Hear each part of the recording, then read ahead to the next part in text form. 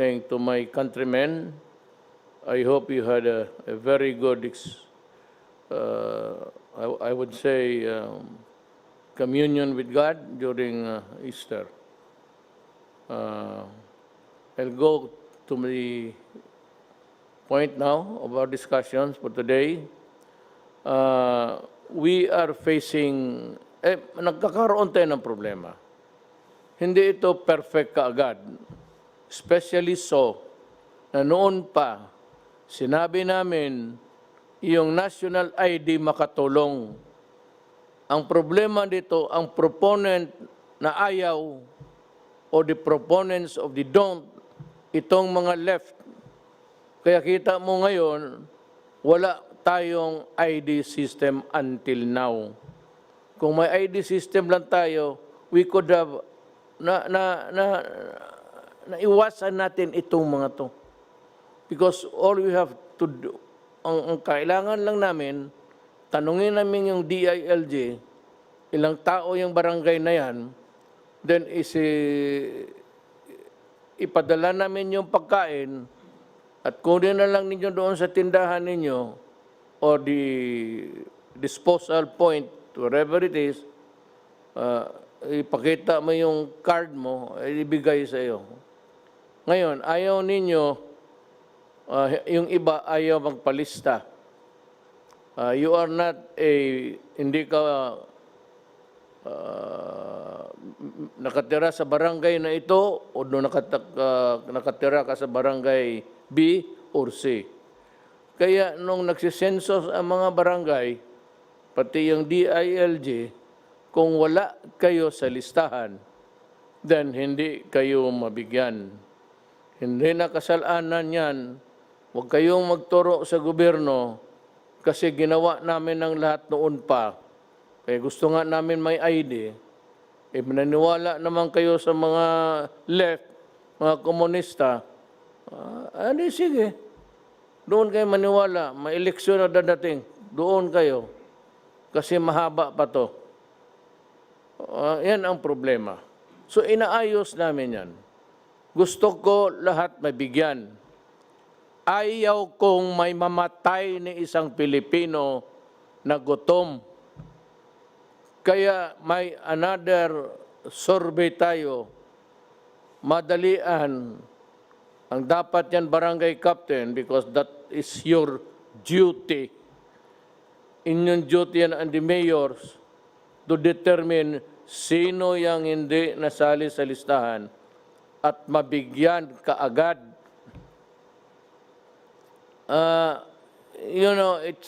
May COMELEC listahan. Kayong mga flying voters noon, kung saan-saan kayo nagboto, ayan. Hindi namin malaman ngayon kung nasaan kayo. Pagtawag, wala naman kayo.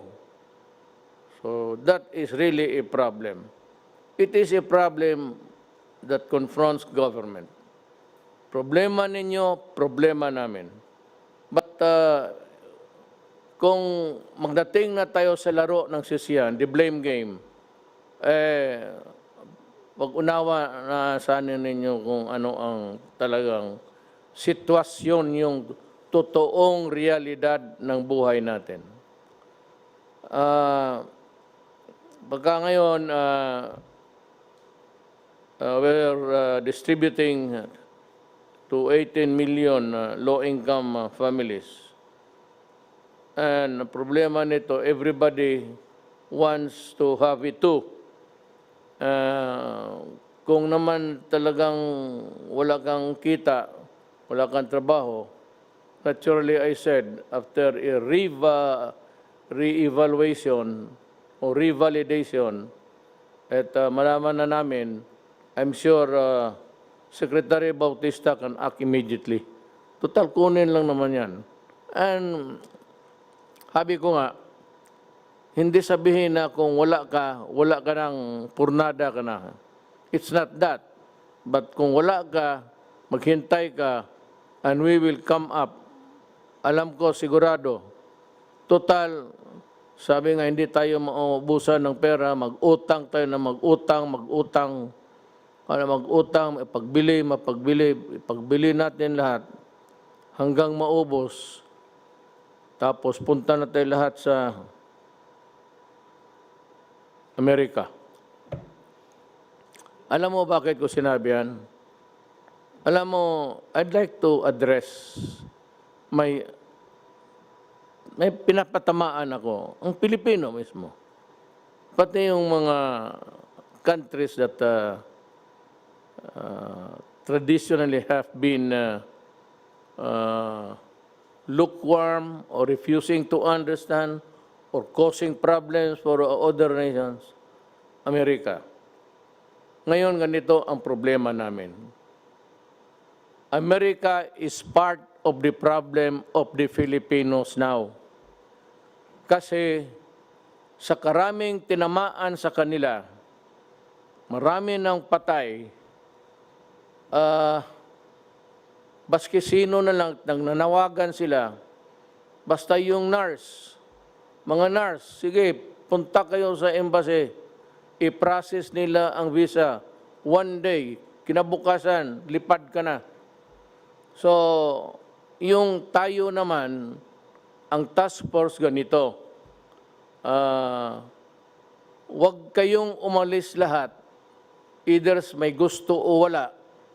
Kagustuhan mo, ayaw mo, dahil mangangailangan, there's no end in sight. Anong katapusan nito? Wala pa. And our numbers are increasing. From the 200 lang na ngayon, it has ballooned. Umabot na ng 4,932 cases. Ang nag-recover, 242. Ang patay, 315. Okay na to. Bakit? Hindi kami nagpapahiro, gobyerno yon. Nag-decide na mag-lockdown tayo. So yung mga turista galing China, galing Asia, hindi na natin pinapasok. At sinira ko na kaagad. So wala nang pasahan ng sakit. Na minus.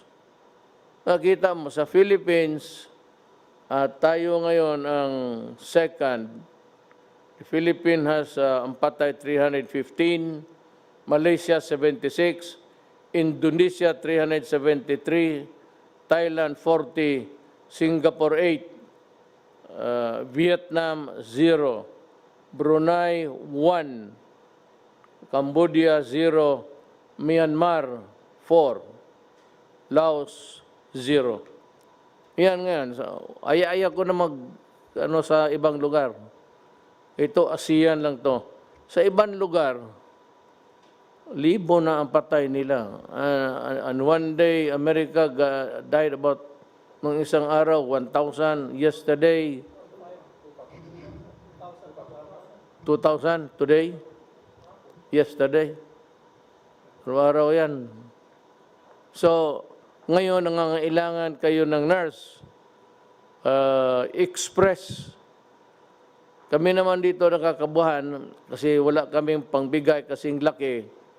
So, ang mga nurse natin, naintindihan ko yan Self-preservation yan. So, kailangan magtrabaho sila. May trabaho ngayon sa Amerika. Di pupuntahan sila. Ang problema itong Amerikano. You could have relied on your own human resource. Ibig sabihin, dapat kayo umasa sana sa sariling mga tao ninyo.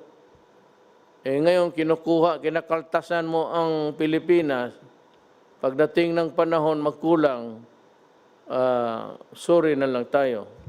But I cannot, hindi ko sinisisi. Hindi ako galit. Wala akong emotions actually about this. But kung gusto ninyong, kayong mga nurse na Pilipino, gusto niyo magsilbi sa ibang bayan, sa ibang tao, okay lang sa akin. Ito lang tandaan mo, pagdating ng panahon, kung maghirap kami, hindi natin alam ngayon, pa-increase ng increase. First wave ba ito? So, kayo na lang mag-intindi. Wala akong, yung sinabi ni Teddy Boy, na hindi natin mapigilan ang pag-alis ng mga Filipino to honor yung kontrata, kasi may kontrata na impairment of obligation of contracts at saka yung the right to travel. Ako, I'd like to take the opposite view. That itong ganito sa ordinary times, talagang hindi kayo mapigilan. At walang makasabi sa inyo, umalis kayo o huwag kayong umalis, tanggap kayo, magpirma ka ng kontrata. Pero alam mo, during an emergency, yung sa ibang bansa, ngayon ng China, pag sinabi ng China, para. Pag sinabi ng China, bukas. Ngayon yung Hubei, saan nanggaling doon yung itong corona, naka-lockdown. Ngayon, open na sila. Open ang airport. Kasi, nung sinabi ng authority na si Jinping, stay home for 59 days, naputol nila ang... Wala talagang lumalabas ni isa. Eh, alam mo naman sa China, delikado ka doon. Pag sinabing ganon ka. Pag hindi, diyan ka sa... alam mo na, it's a communist regime. I'm not trying to say that it's not a democracy. It is a communist regime at it demands total obedience. Hindi ka pwede doon magsabi, hindi. Huli ka. Dito hindi ko magawala yan kasi demokrasya, papasok ang human rights, nandiyan sila Jokno, mas marunong sa mga human rights sa mga left. Ganito ni Sarate, daldal ng intelligence fund na wala hangin. We will start giving the aid to those who are not in the list. DSWD, and again, mag-pinch hit ang DILG to help in or you divide the territory, yung iba, DILG, yung iba, DSWD, yung mga tao na hindi nasali sa listahan. Gagastos tayo para sa Pilipino. I said, we will borrow, we will sell,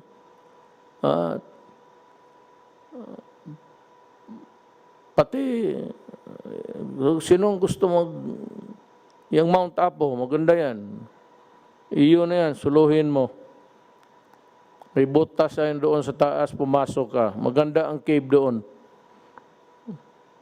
Doon natatago yung mga NPS, sindihan ko yan.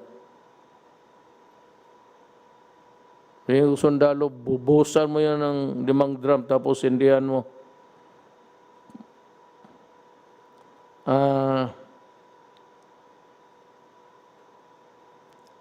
Ika nga, sabi dito, you cannot flog a dead horse.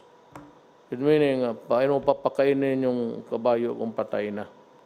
So, hindi o kayo kabayo. Just an analogy. Yung low income, that is the promise of this government that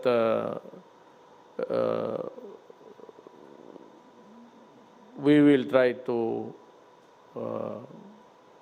I would ask Secretary Sani to talk about this. Nauna lang ako kasi para maano ninyo. Tapos ito speech to. Hindi ako nag-i-speech ako pero istorya lang eh. Speech. Lalo tayong mamatay nito. May isa pa, yung discrimination ng mga health workers. Alam mo, pag tinamaan kayo ng COVID, didiretso kayo sa ospital, pagkagrabe na kayo. Sino nagsusugal ng buhay nila doon? Yung mga doktor pati yung health workers. Bakit ninyo total paglabas niyan sa ospital, hoy mga gago, cleaned na yan sila. Naghugas na yan yung mga damit nila doon, hinubad na. Hubad lahat, walang naiwan. Panibago. So huwag ninyong i-discriminate yan. I'd like to order the police. If there's a report of somebody harassing or facing a discriminatory act, you arrest the person. Huwag mong bitawan hanggang hindi ko sinabi na bitawan. Tawagan ko lang kayo kung panahon na lalo na yung binabato yung bahay, hulihin mo, dalhin mo sa bikutan, huwag mong i-release. Ngayon, kung idemanda ka, sabihin mo, ako, ituro mo sa korte siya. Okay lang yan. Total lang. At yung sa prison naman, huwag mong pakainin. Hayaan mo magutom. Titigas ng ulo ninyo. Yung mga tao, nagsusugal na buhay, naghihirap, tapos ganunin ninyo. Kung ganun, huwag kayo magpa-hospital. At kayo naman mga health workers, kung nakita ninyo yung tao nagbato ng bahay ninyo, nandoon sa ospital ninyo, alam mo na. Alam mo na kung anong gawin mo.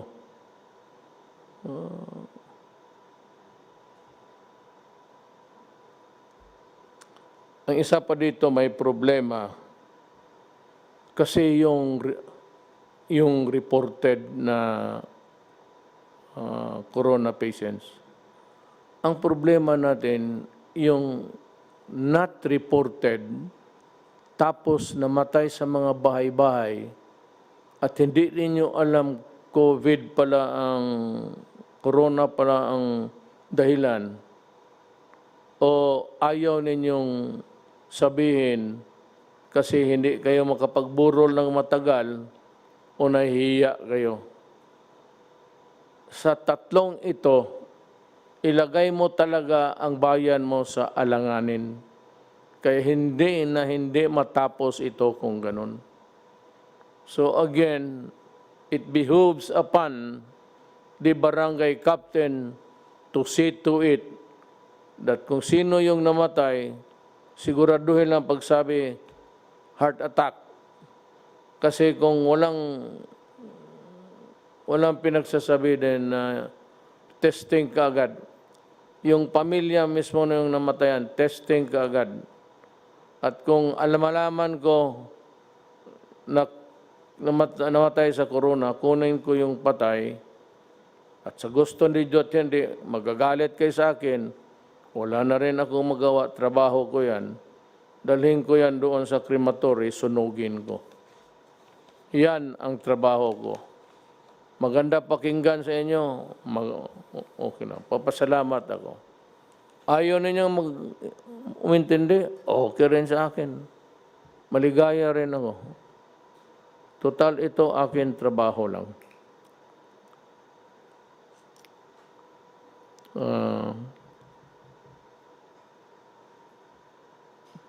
Yan means yung cruelty. Not at this time. We need to treat the sick. We have to feed our people. And we need the frontliner, nurses, doctor, lahat, health workers, nakapagtrabaho na may kooperasyon sa inyo. Sabihin ko sa inyo, hulihin kayo, dalhin kayo sa bikutan, at huwag i-release. Hanggang ngayon hindi matapos ang COVID.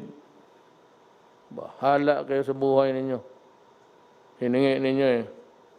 Nang itong pagkukulang, may mga medisina kasi, o yung mga kits, testing kits, na kailangan natin. Maybe Joy Concepcion will explain it to us. Tanggalin mo lang yung ano. Kanang mamatay, mayaman ka naman. Maraming pera. Mr. President, so Sandali, tapusin ko lang itong, kunti na lang. Itong namatay, na hindi tinanggap ng 6 na hospital. I don't know if this is true. For example, there is a patient in the city of Cabanatuan who was refused admission by 6 hospitals. Alam mo, you know guys, alam ninyo mali yan. So pag totoo yan, I will really ask the Justice Department to prosecute you. Kasi alam ninyo na hindi pwede yan. Especially the government hospital. Mayroong gobyerno. You could have just look for a house there na o kwarto kung saan adjunct din sa ospital at sanitize na ninyo at doon ninyo nilagay. Paano yung mga Pilipino na ganun? Kaya lahat na magkasakit, heart attack, appendicitis, pumutok ang kung anong puputok dyan, pumutok yung utak, especially government hospital, my order is must accept admission. You fail on that, I will relieve all of you sa hospital. And you consider yourself suspended because the written order will follow. Itong sa swab, mayroon nga noon sabi hindi mabili kasi ito, ganito, kulang sa health assessment. So we do not have that certification and I cannot wait until all Filipinos die. Sabi nila, hindi daw, and there are some objections ng mga immune doctors. Look, if you have a better way of dealing with the problem, tell us, please. Kung kayong mga left, may mabuti kayong paraan, sige kayo dito. Sabihan ninyo itong mga trabahante, sila General Galvez, Sunny Dominguez, and we will accommodate you and do exactly what you would advise us to do. But if you do not have a better way of dealing with this problem, then I said, kindly step aside and keep quiet.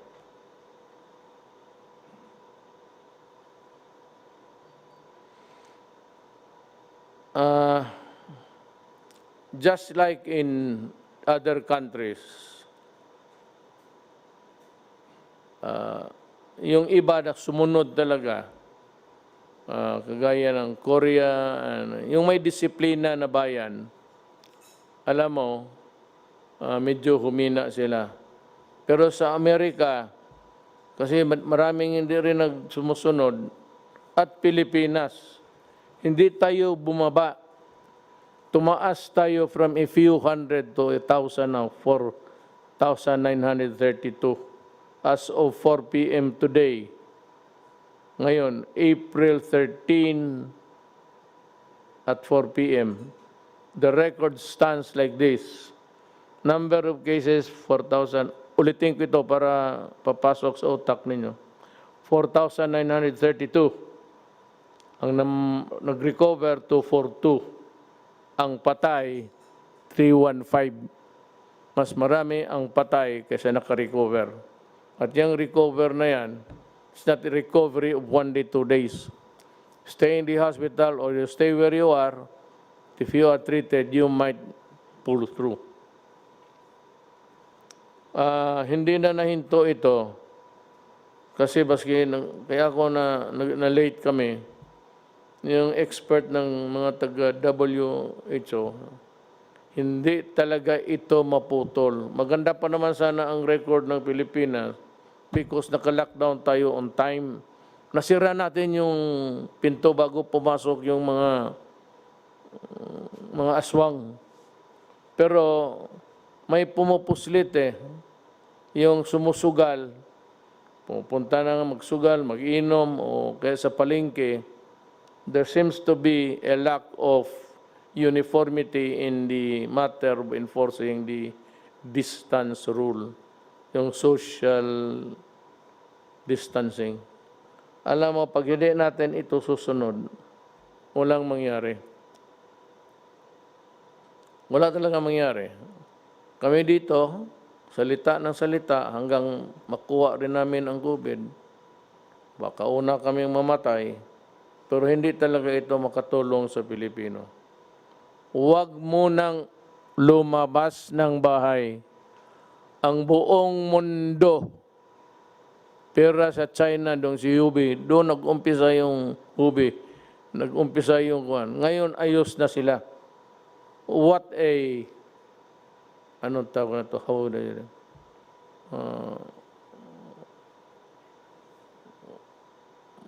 napaka-ano na, what an irony. Galing sila sa kanila, tapos sila ang nauna nag-open, okay na sila. Ganito yan, ha? Patapos na ako. Tapos, Joy, itong epidemic or pandemic, hindi ito natapos na sabihin mo yung nasa ospital, yung ginagamot ngayon, yun yung first wave. May second wave ito. Yung mga tao nung kakakahawa lang o noon sipon pa lang, tapos ginagamot na itong nauna, yung iba namatay, yung iba na lumusot, yung iba hindi pa masyado, yan ang second wave. Tapos kung naubos na yan, mayroon pa talang third wave. Ganito na lang, para maintindihan ninyo. Kung ako ang nagbibenta ng mangga, ang order ko sa mga supplier ko, bigyan mo ako ng hinog ready to eat, ready for serving. Tapos, bigyan mo rin ako yung hindi masyado hinog, yung green, yellow. Kasi pag natapos na ito, itong mga hinog na to, within 2-3 days, mahinog na rin ito, yun ang ipapasok, yun ang second. Ang third, yun yung mangga na talagang green pa. Wala pang yellow, walang kulay pa. Ito yung third wave.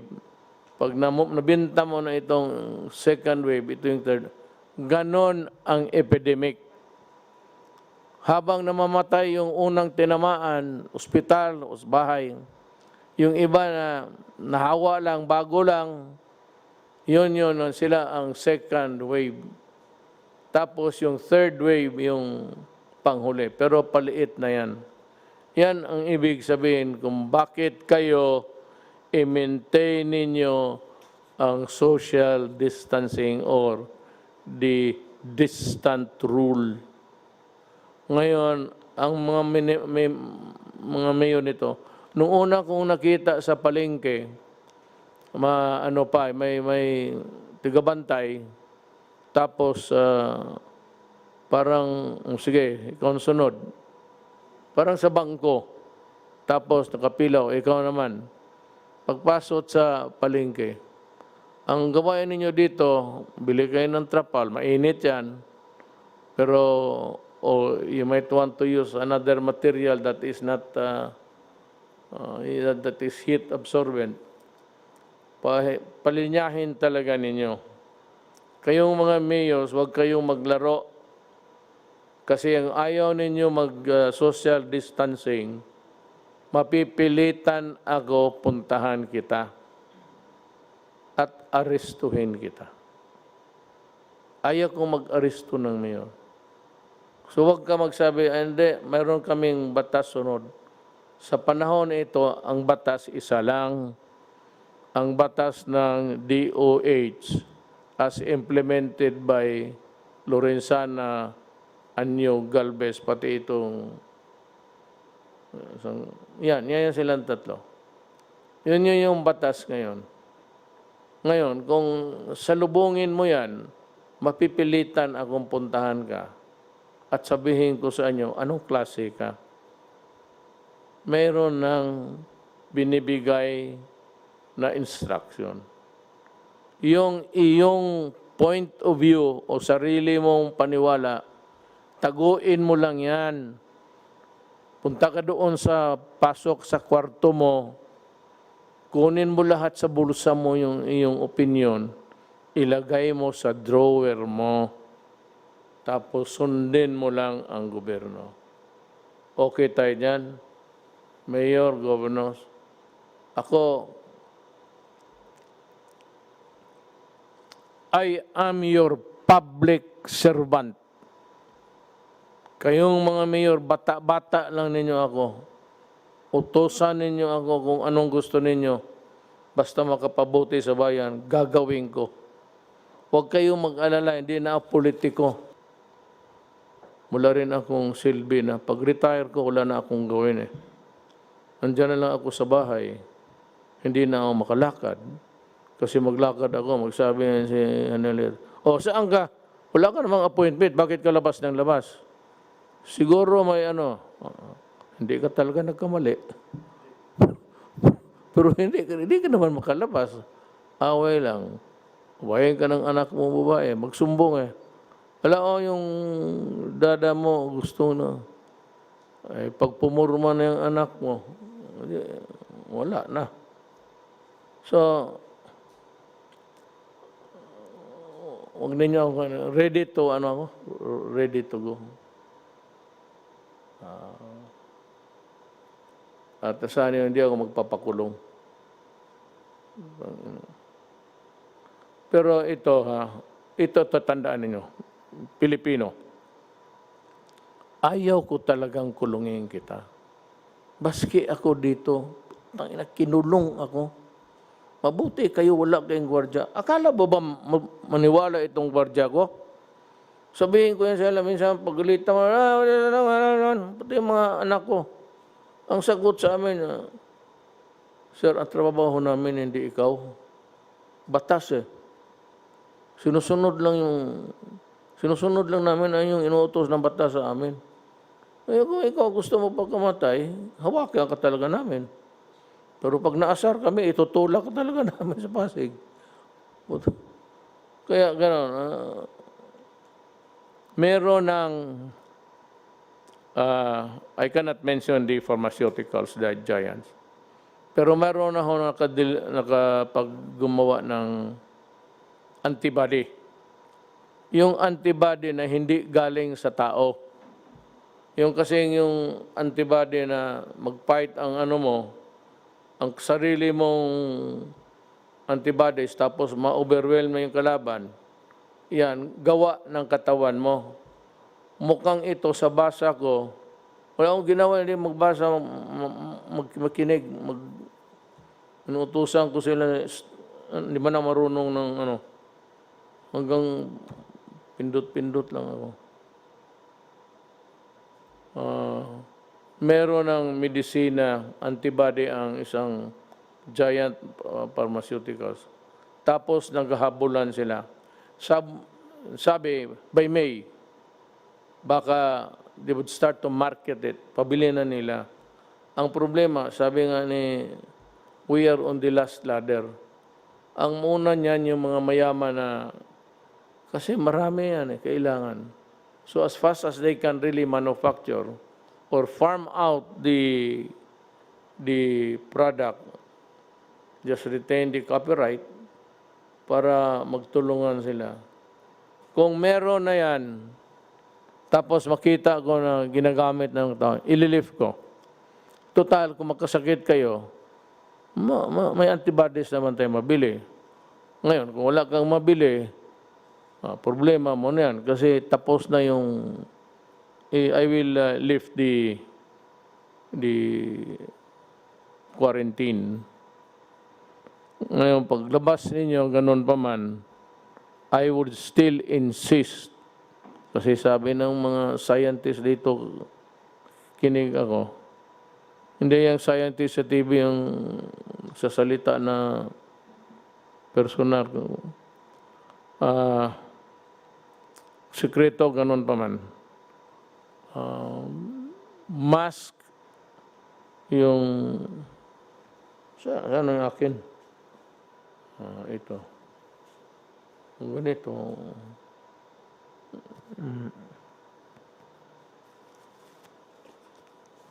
Mask.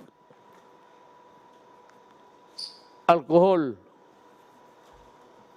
Pati maghugas.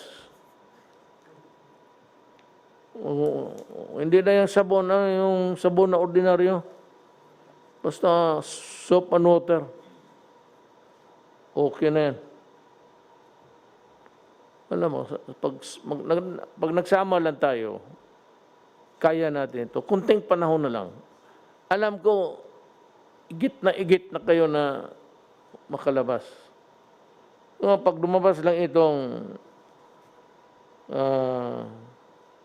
antibody na gawa nila sa labas, parang inumin mo, parang kung baga sa bakterya pa, antibiotic, sisirain niya.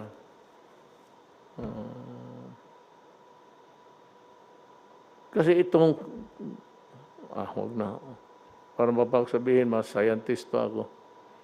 The nature of a COVID, gusto ko sanang, baka sabihin ninyo, bakit di ka naman doktor? Bahala na ng mga doktor mag-explain. So I will start with Joey. Kasi ngayon, ang pinaka-burning issue, yung middle class ba, yung mga MSME, after that, Sunny will Joey, mauna ka, then Sunny will give his piece or... Mr. President, Mukhang kayo lang man ang dalawa ang ano na dito. I'd like to ask the presidential spokesman to listen so that you can formulate a very coherent thing of a presentation. so Mr. President, I think a question was asked a couple of weeks ago, which is more important, life or money? There is no doubt that life is the most important. But however, without money, how will people eat? How will people buy medicine? And how will our MSMEs recover? So how do we bring back the economy in a sustainable way and still make it safe? Mr. President, you did the right thing when you locked down at the right time. We are close to we basically are close to finishing the 1 month. And we're moving to the third reset, which is 2 more weeks. So it's a total of 3 resets or 6 weeks in total that we have been locked down.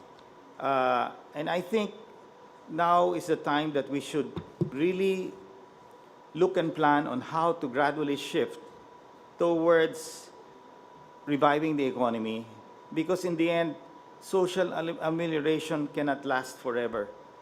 We have to bring back the jobs. For confidence to be brought back, I think they have to see that our numbers of the number of people getting infected are starting to taper off and go down. And I believe that with that and with the assurance that we in government are really on top of the situation and finding all means to really help every Filipino worker out there, I think we will win this war. And I'm sure that with our 3 veteran generals who are now implementing this whole execution, and I believe that in the end, you can have a great plan, but in the end, the key is really execution. So I'm confident that Secretary Galvez is leading this role, and I think he definitely has the full private sector support the donations from the private sector has been quite immense. And we are still there because in the end, if we don't bring back the economy, then many of our Filipino brothers will suffer. And that's our goal, to really push hard. And I think in the end, Mr. President, with your leadership and your gut feel, I think we will succeed. Thank you, Joy. I hope I'll have the time to review your suggestions, then come up with something which we can convey to you maybe in 2 days' time. Now we would like to ask Sunny, Secretary Dominguez. He has a lot for you. You just listen. Itong Thank you very much, Mr. President.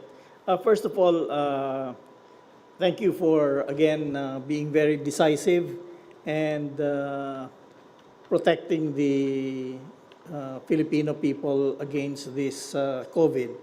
I had a meeting with the World Bank a few days ago, and they said that your decisiveness in first reducing the number of people coming into the Philippines in February, and then in March, followed up by the lockdown, probably has saved 100,000 lives in the Philippines. So again, thank you for being so decisive. This is the trade. This is the real trade-off. How many people are going to get sick and how many people are going to die? So I said this is just the first pass. It took us 2 weeks to get this thing done. I asked the private sector to do it because they have actuaries, they have access to data, but they have not come out with it. So I'm not saying this is the final, I'm just saying this is the beginning of a discussion. Good evening po, Mr. President, Senator Yes, sir. Go, and cabinet members. This will just be very quick. So the proposal is we provide small businesses with a wage subsidy. And I will just discuss quickly the rationale, background, the proposal, key features, and what else we are proposing to help them with. So on the rationale, Mr. President, basically we are going to help the middle class because in one of your speech a few days ago, you wanted to help the middle class. And so we have proposed a program to help the middle class. And the middle class, Mr. President, works in the formal sector. So apart from the 205 billion pesos na binibigay po natin sa mga informal sector or low income, we are proposing to give 51 billion pesos to the employees of small businesses. So that is the first. The second is we will improve upon the social amelioration programs because yung proposal po natin is automated, hindi manual. So mabilis at ipapaliwanag ko po mamaya.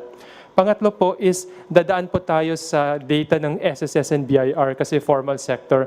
Dapat ito po yung gawin natin so that we can target better kasi alam natin kung sino sila at i-incentivize po natin yung better compliance. Kasi yung mga nagko-contribute ng tax at ng SSS, yan po ang unang tutulungan natin. On the background, from March 15 to April 30, we placed Luzon in an enhanced community quarantine. And the rest of Visayas and Mindanao actually followed in various forms. Basically, ang nangyari po is this led to a shutdown of most businesses except yung pinayagan ng Interagency Task Force, yung mga pwede mag-operate on skeletal or yung mga essential para magbenta ng pagkain, logistics, supermarket, drugstore.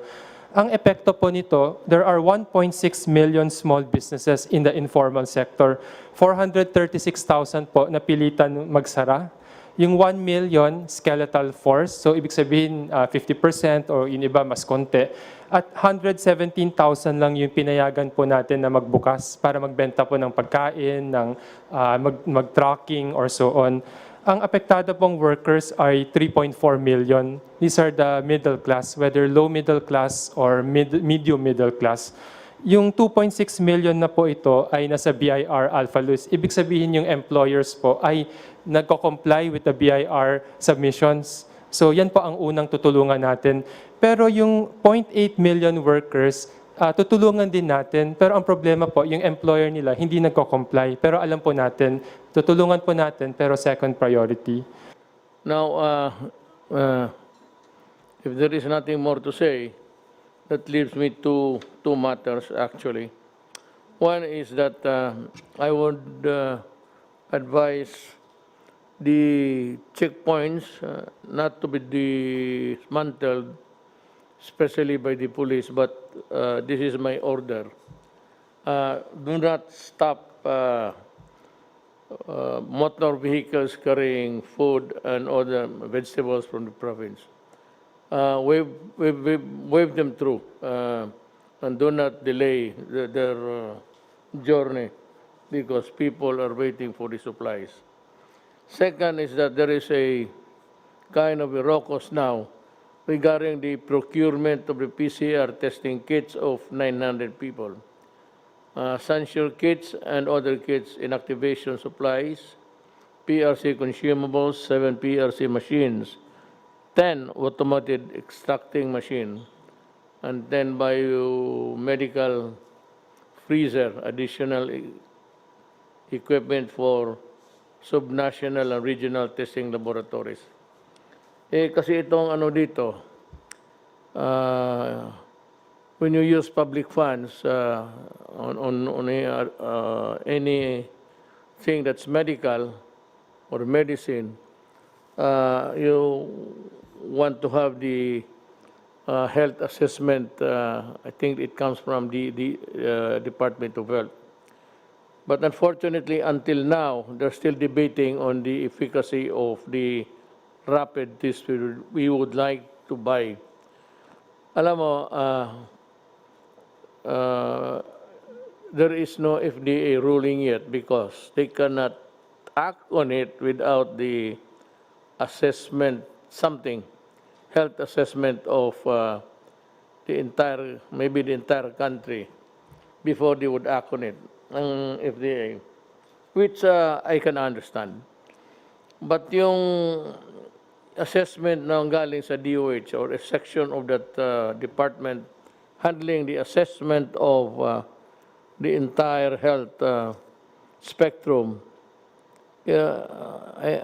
it's been there and nobody seems would like to act on it with in a jiffy. Parang ano pa sila, dalaw-dalawang isip. And there's a rule that we cannot use public funds to buy medical supplies, medicines, without the FDA signal. So there's a hostage yung mga rapid tests we would like to buy. I will take the risk. I will order the health department and everybody. In the meantime, private sector is doing it. Maybe we can take over someday or do it all together with your help. I am clearing the way by ordering the purchase. Total, walang FDA local. But what we are trying to buy outside is approved by the FDA, United States of America. So in a sense that almost all of what we eat by products of all sorts, pagka meron ng FDA approved, there's in the box FDA and galing America, kumpante naman tayo niyan. As a matter of fact, I do not really believe that they would do more testing. Ganun lang yan. So, pagka walang yung assessment galing doon sa baba sa DOH, hindi natin mabili. I'm clearing the way. I will ask Secretary Duque to talk to the people in charge, si Secretary Galvez. And they can proceed to buy it immediately, as fast as you can really do the procurement at this time, take note of the fact that we are all in this, the entire world. We might not have the supply. And also my fear that kung nandyan yung antibody, of course the rich nations will get it first before we can. And that I placed a condition there na kung nandyan na yung antibody available na sa market dito and that's being sold in quantity, in numbers, then I'm inclined to maybe at that time lift the lockdown. Yes, Secretary Nograles. Mr. President, we might have a solution to the problem. Yung limitation po natin is because of the Universal Health Care Law. And the Universal Health Care Law specifically provides na yung DOH and PhilHealth cannot procure unless may approval ng HTA Council. Ito yung HTAC, yung Health Technology Assessment Council. But nothing will preclude, Mr. President, any other agency from purchasing. So, hindi lang pwede ang DOH at PhilHealth, but because we're in the state of calamity, OCD can purchase. So, tama yung sabi mo, sir, na si Secretary Galvez and OCD can do the purchase. Or PSDBM, sir. Basta wag lang DOH PhilHealth, but PSDBM can do the purchasing or the OCD, sir. How much? Sir, we have to tandem the PCR and the for safety, sir. So we will if we will buy 900,000 actually sir 40,000 kits of Sansure can already test 900,000. So if we will test 900,000, the rapid test should be more or less twice as the PCR. So the PCR that we will be buying worth 3.3 billion to include all the capacitation of more or less 28 nationwide accredited civilian and private government hospitals, because we believe in your briefing. 2 million. Uh, 2 million. to- That's 2 million. Yes, 2 million. Actually, we will test on a rapid test 2 million and 900,000 for the PCR for the confirmatory. So that's the we have to have really to have a safety for the false positive and false negative with the PCR, and also in order for us also to test the efficacy of the rapid test. So that's the point, sir, that we have to really to buy both. The PCR and all the automated retraction and including the freezer, it costs us 3.2 billion. I already submitted it to PSDBM for the immediate procurement. The rapid test we have not yet because we have to sir, we have to be careful. There are rapid tests that sometimes it really gave us a false sir. Merong mga rapid test na sir na kailangan natin talaga na FDA approved. Sec, I can answer that. If you buy in volume the recent purchase of Ayala, you can get it anywhere between $5 to $7. If you buy $1 million worth, it will go down that low. So it is based on volume. You can get it much cheaper if you get it on volume. There's one FDA brand that was purchased recently by Ayala. But you have to buy a bigger quantity. I asked DTI to canvass all the different rapid tests, IgG and IgM. They have a list there, and I can have them send it to you. But the price goes down if it's really in a big volume. Well, I said you can go ahead and buy it immediately. You have my clearance. Okay. So there you are.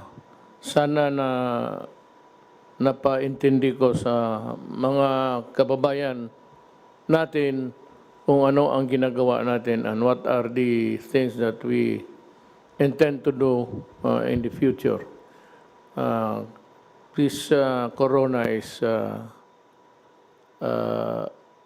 ano ito, it's a wild card sa health ng tao.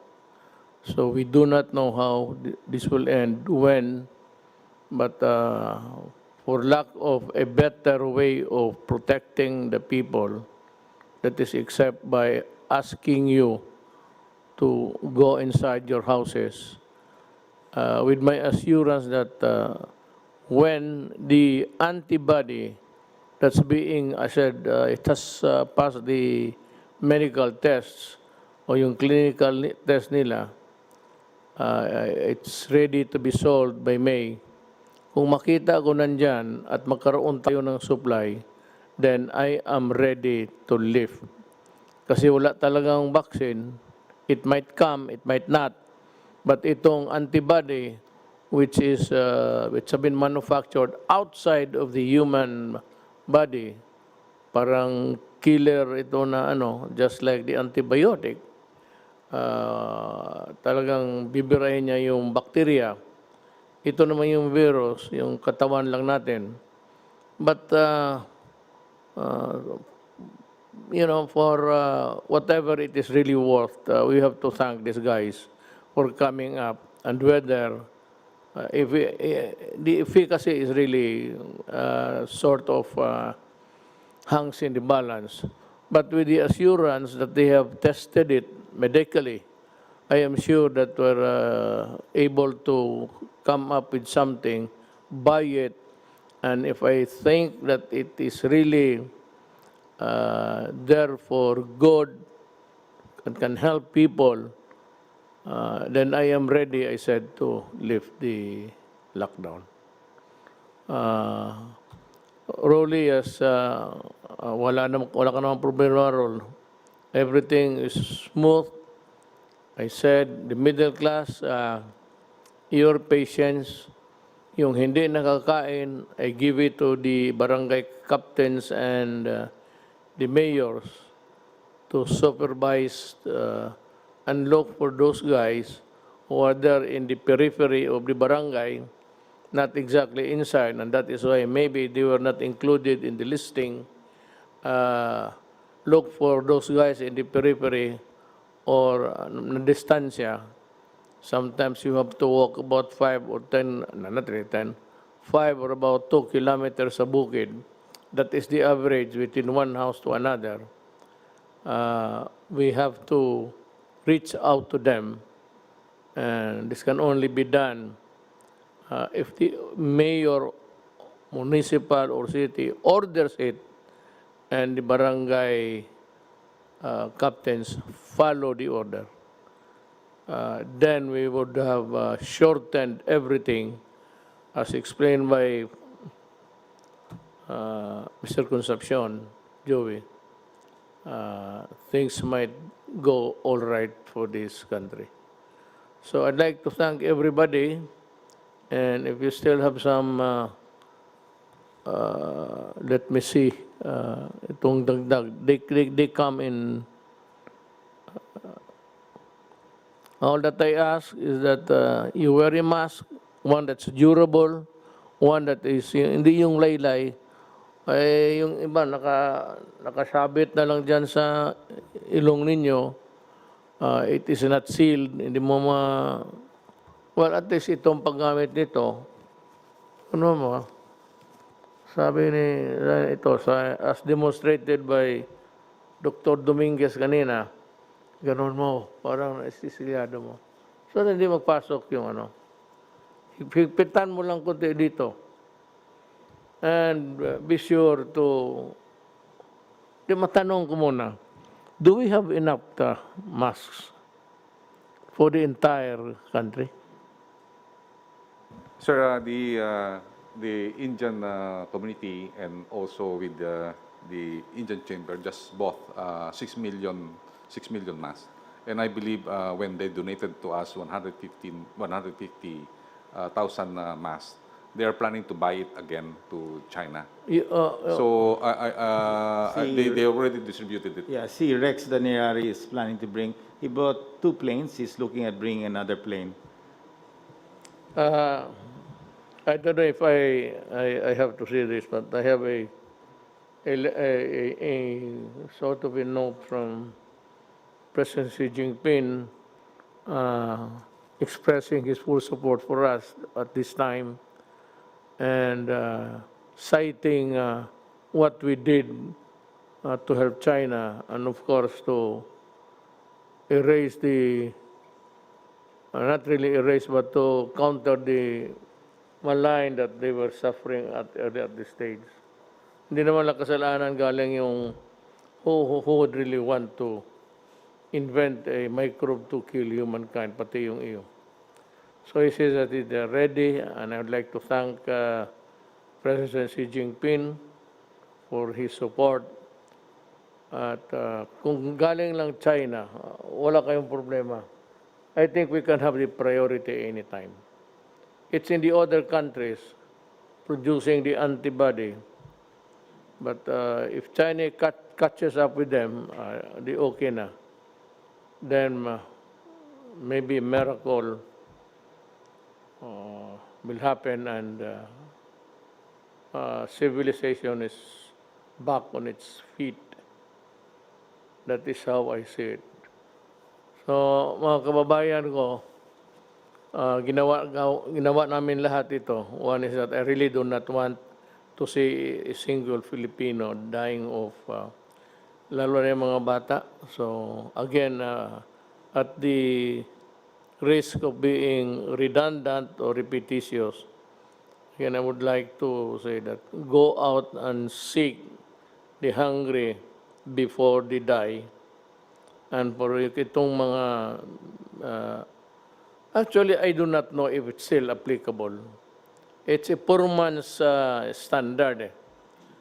Nobody should be offended by this because that is what we have been using even in our speeches in public.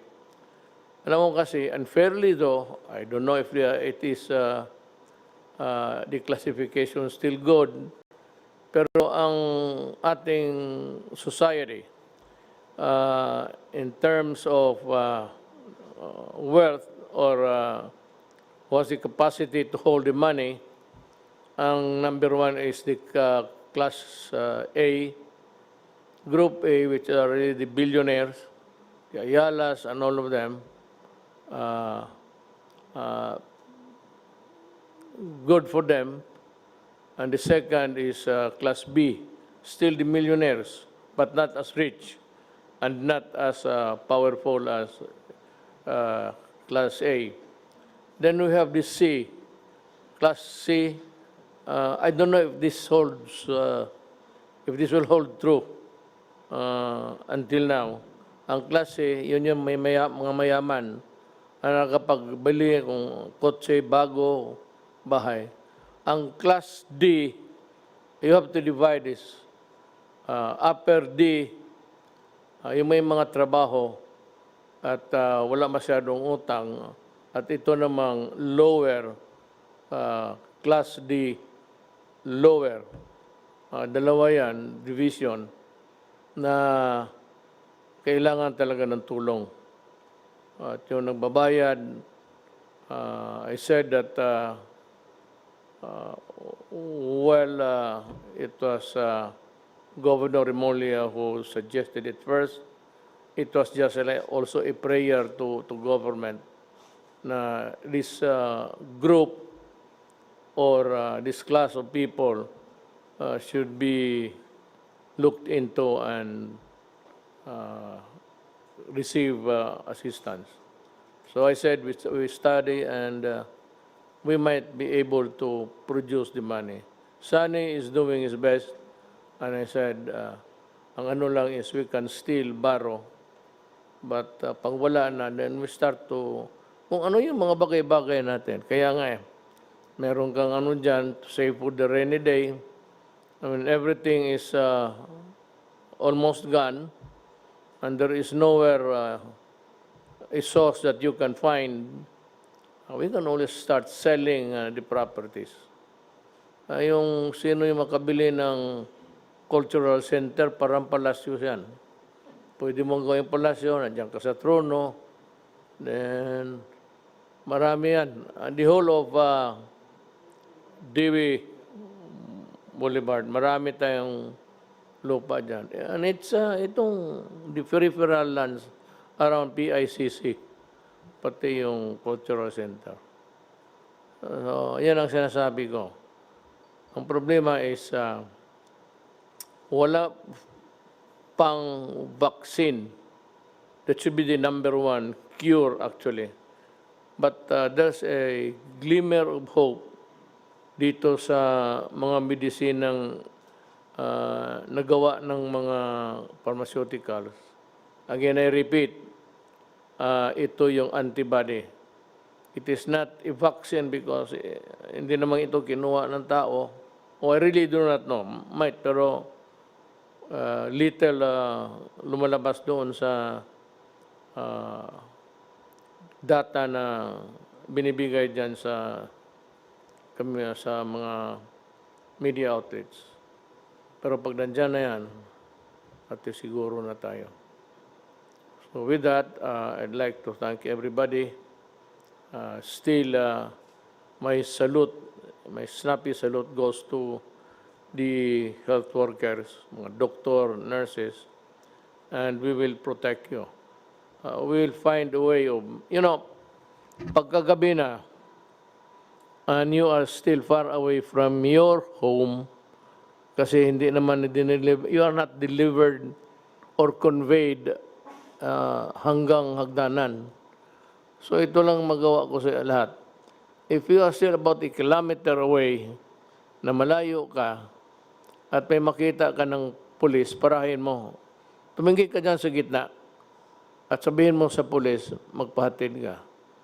So, the PNP is put on notice that kung yung mga ganon, hindi naman stranded, but there are few public motor vehicles running at saka yung may mga franchises, most of them are also inside their houses or has taken off for a vacation.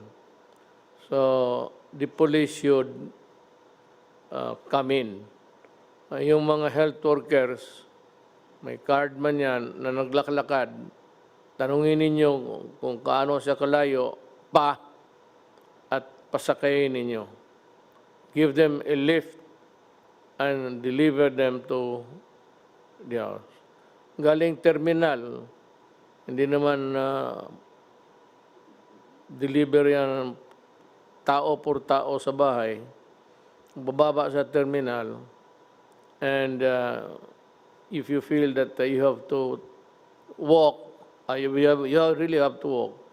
And if you feel tired or just want to go easy, you flag down any police, military or police. And my order is this, give them a lift. Tumulong kayo sa kapwa-tao natin. These guys are important in our fight because without them, all is lost. So again, I ask for everyone's cooperation. Maraming salamat po sa inyong lahat.